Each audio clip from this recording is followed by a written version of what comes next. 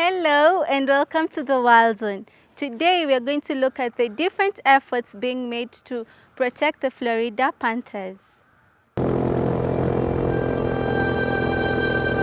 And to the tourists, be they wildlife protectors or wildlife hunters, fighting for their own place in the Everglades, the Florida panther is a flagship species. He represents the wild Florida, the Florida that was. Now huge efforts are being made to save the panthers.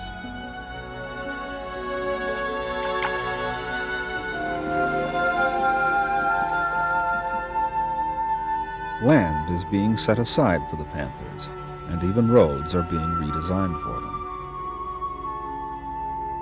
Though the quarries still provide for more roads, and heavy agriculture with its chemical runoff still continues, there has recently been an effort by the government and industry to repair the damage of the past.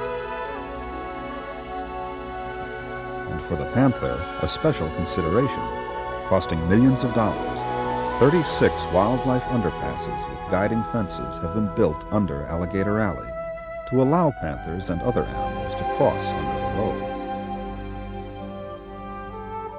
It is not known if Big Guy's accident would have been prevented, or if the Florida panther population could have been saved if these underpasses had been built along with the original construction of the alley.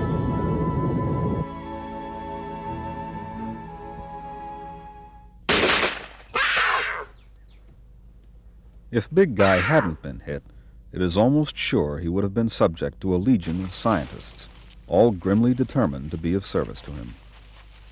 Nearly every surviving Florida panther has now been numbered and cataloged. Most have been darted and captured. Their blood and tissues have been sampled, and their DNA minutely studied. In spite of all this attention, the number of panthers continues to fall. It has become increasingly clear that the few survivors have become so inbred that they no longer constitute a viable population. There seems to be no choice now but to bring in Texas panthers to diversify and strengthen the dwindling gene pool. Now those big guys might do the trick. But this in turn raises tricky questions.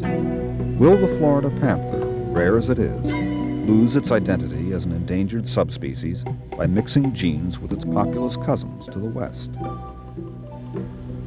For Big Guy, none of this really matters, for he will never return to the wild, to the land he once hunted freely, and his fatal genetic defects will keep him from being a part of the next generation. But let's hope that for others of his kind, the future will improve with better protection, better blood, and better habitat to keep the Florida panthers roaming a wild and healthy Everglades. That was great, but next week we're going to have a brand new documentary just for you. Don't miss out.